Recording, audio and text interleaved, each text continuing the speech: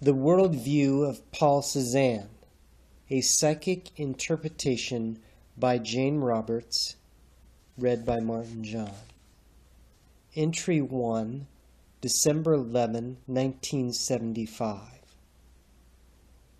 The secret lies in the motion captured by the wrist and translated into quick brush strokes, each one sure and fast, even though a minute or an hour may pass between one brush stroke and another. You must know when to strike, those moments when the sun strikes in just such a precise yet reckless fashion. The strokes and the light then skip from one leaf to another, so that all in all, when it is done, the light seems naturally to spread with a predetermined suddenness. And the same applies with features in a portrait, so that each brushstroke is quick once the correct intuitive movement for it is deduced. Thus is the color in a way dappled, yet hints of a solidity that is not heavy or overbearing, a solidity in which motion seems to blur the edges. I form a mental framework upon the bare canvas first, and feel it being filled in the elements I want from the landscape magically transposed, though in my order. The colors cannot be true to nature, only suggestive of it. For in the suggestion, the imagination of the viewer paints a scene that does not vie with nature, but complements it. Landscapes complement their physical models, so a portrait should complement the subject in the same way. No attempt at literal duplication, but a subtle focus and drawing together of elements suggested in the model but not apparent, perhaps to the normal observer. Landscapes and portraits both should attempt to draw from nature its subtler characteristics, so that between the painting and the subject there is a give and take, and one gains from the other. In color, the artist should not try to outdo nature, but to blend into a new synthesis the divergent hues, to point out some, tone down others, to capture the mood, while being true but not slavishly true to the subject at hand. Isolation doesn't occur in nature, so that the light should gently highlight without isolating, point out without divorcing the main elements from their surroundings. My palette was by many standards subdued, yet the clear illusion of soft light was everywhere present, and even my earth tones were lightly weighted. I painted from the center of the leaf outward, modeling the shape of the leaf's light rather than its substance. Light is the source of all objects, and I tried to build my objects up from this presence of light. I built the shape around or about this. I often used an uneven stroke, heavier on the outside of the brush, letting the inside carry or indicate the lighter qualities, particularly in doing leaves and in the strokes of a cheek or ear. The heavier outside pressure carried the shape or form, while the inside lighter pressure gently rebuked too heavy a stroke and added to the motion.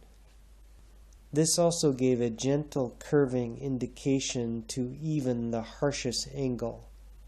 The lesser inside pressure also usually carried a barely discernible light color. Shape and form emerge out of light, and only light's interplay creates the illusion of form.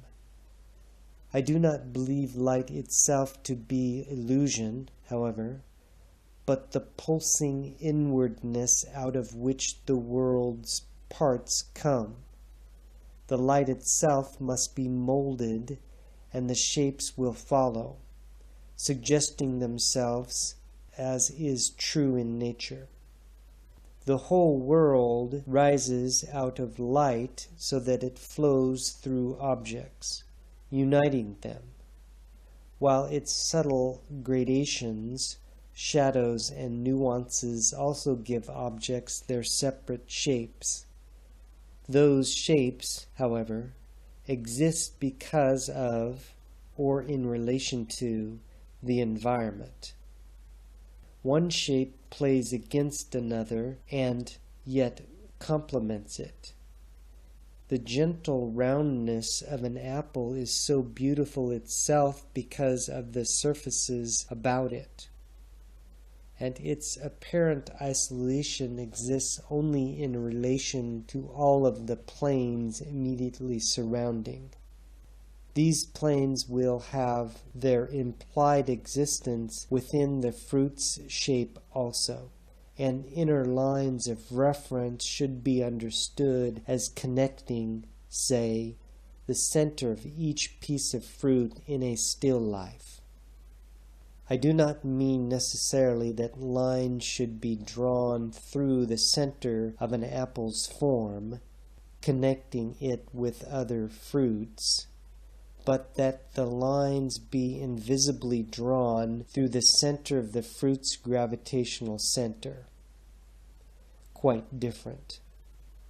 The fruit's center, in terms of its shape, and its gravitational center may coincide to the untrained eye, but they are never the same.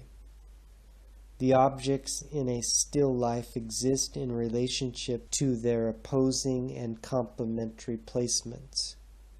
The same applies to landscapes. A rock on a hillside, in this regard at least, is no different than an apple tilted on a plate. The same movement or near movement or anticipation is implied, so that even the most massive solidity involves the titillation of inner acceleration.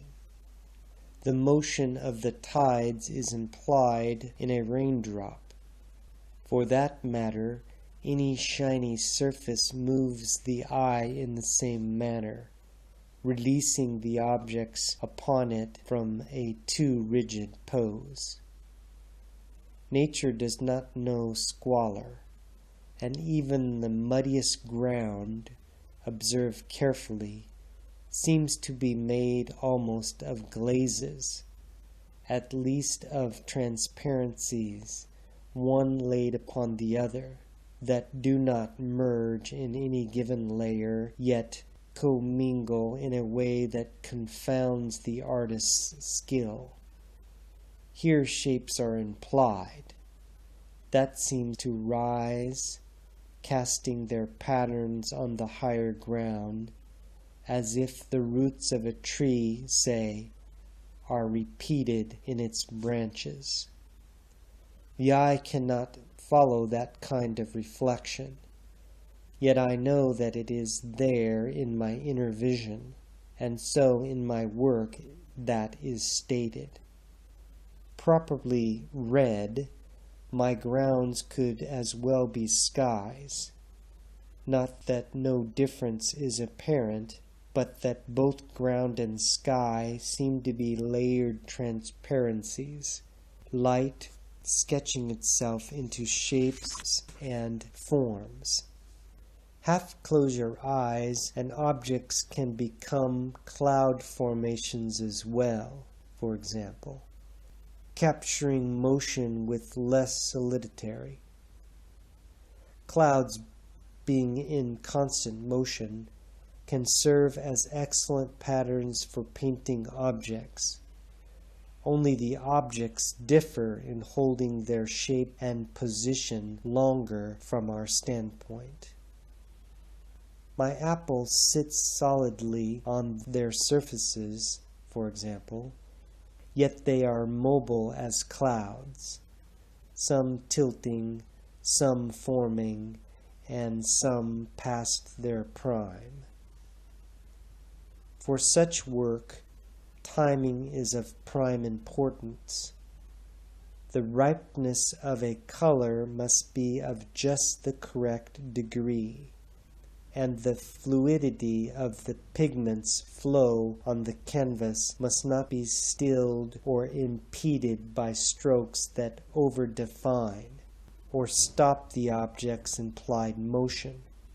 Therefore, if shape is captured too rigidly, motion is lost and rigor mortis sets in. The fluidity of the object's inner motion, captured with quick strokes, well timed, will allow for overpainting, as the seasons themselves lay on the colors of a tree bark, while the bark itself remains flexible. The quick strokes themselves, following the hand's flexible motion, give a natural physical rhythm that mimics the wind through the branches. In this way, the body's own spontaneity becomes part of the painting, while the waiting mind knows when to strike with the proper stroke. It's as if light intersects itself at each and every point in space, where there are objects and where there are none. It seems to me that the proper strike of a quick stroke comes when I am suddenly and acutely aware of one of those minute dissections, which taken together form a curve, whether of hill, cheek, or fruit. These are sparkling points. I see them when viewing the landscape. They are ever moving, building up the forms of objects everywhere. Yet only to be selecting a certain area and separating it from another, larger one, can you focus upon these light dissections, at least clearly enough to use them. Otherwise you get lost, or I get lost in the light itself, and in the other patterns that it also forms, patterns that do not result in objects. These particular patterns connect objects, though, or rather they are like incipient objects, impressions in space of objects that could exist if they were filled in. Normal objects seem to rise from these pre-shapes. Knowing this provides the mastery that any given object is itself and no other. Yet I am not saying that objects are interchangeable, only that their identity is a mystery, and that one apple is itself and yet implies all others. There are artists who emphasize form yet never give it life, because they do not understand light, or rather, they do not comprehend it. It cannot be applied to a painting from without, that is, it can't be applied on top of a shape that has been painted without light in each brushstroke. A too heavy bristle brush itself can smother the light elements, regardless of the pigments used. If not applied with a touch as flashing as lightning itself, the heavy pigment is not necessarily responsible, though it can be on occasion. But in a heavy hand at least, The bristles of such a brush can do violence by setting up a drag that pulls against the light. I do not mean to suggest wispness either, for that lacks strength.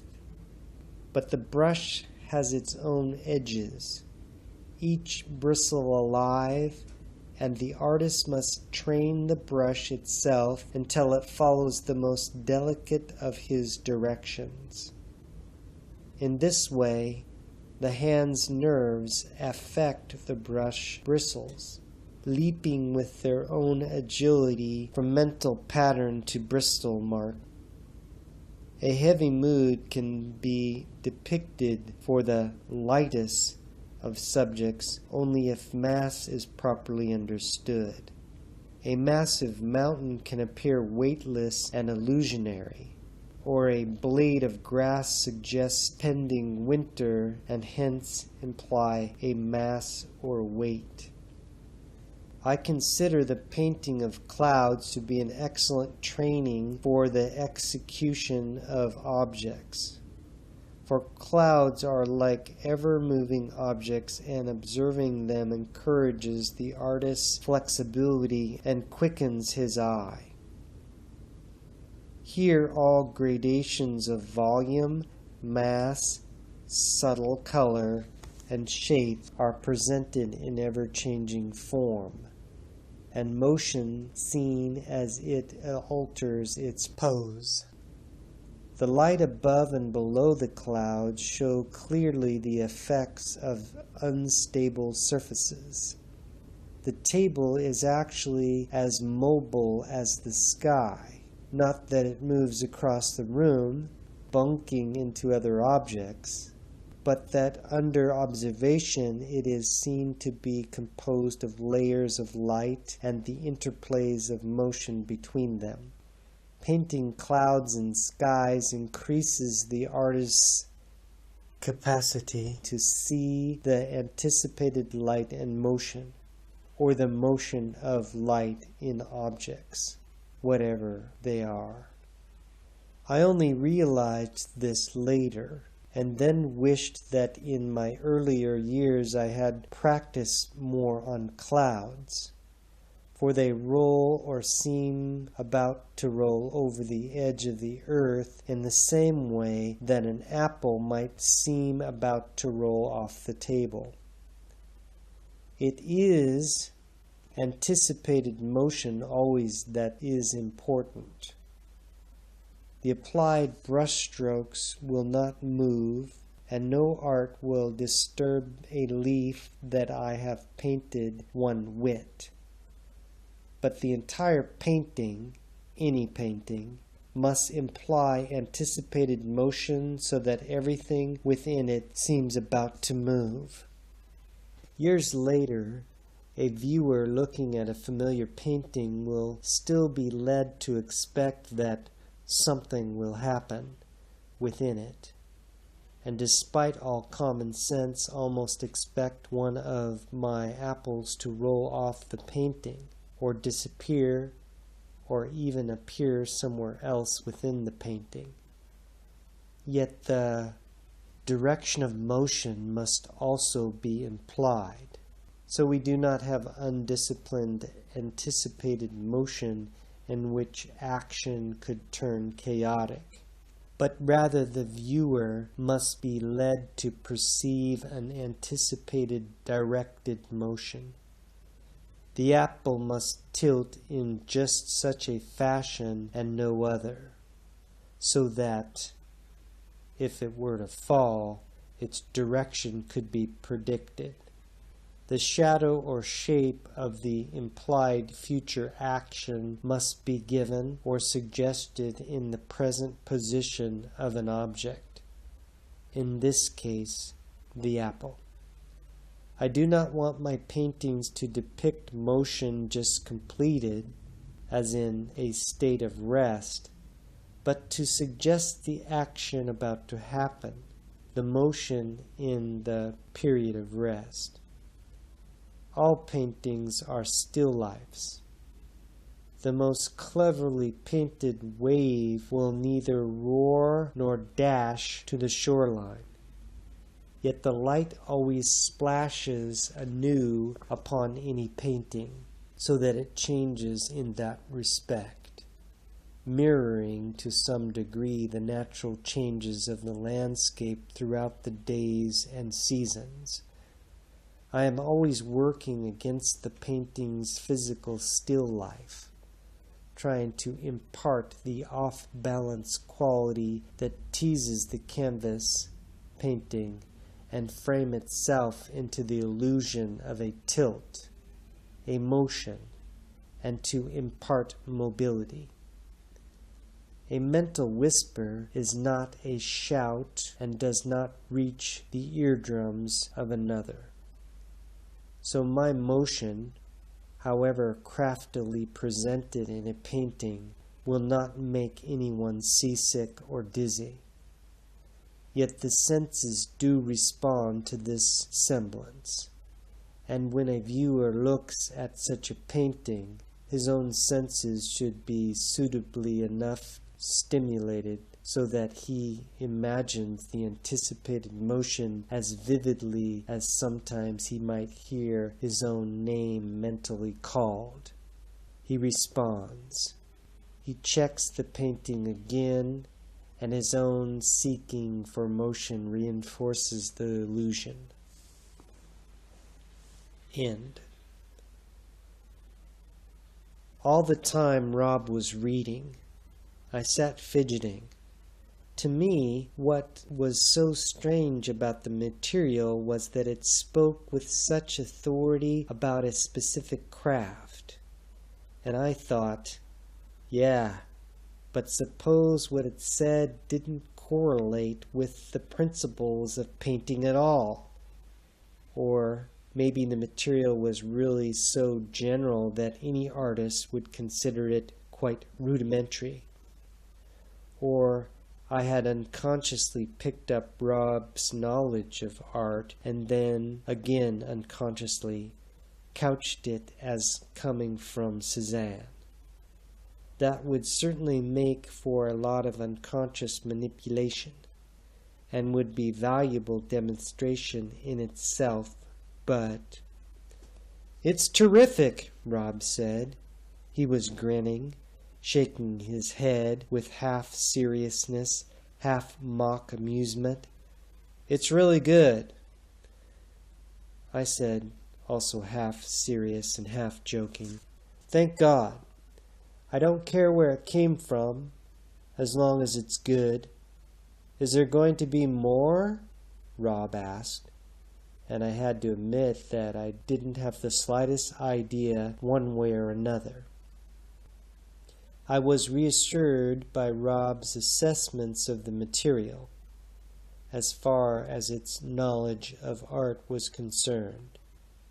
Several times that day he came into my workroom, asking to see the material again and commenting, with pleased astonishment, about some point or another. At the same time, I worried about the old after-death bit, and wondered if I really wanted another manuscript that would involve me in future questions. Cezanne, after all, was an historically known person, a dead one. Did I really want to get involved? I decided to forget the whole affair for the day and see what developed. Peace, light, and love. Thank you. Aloha.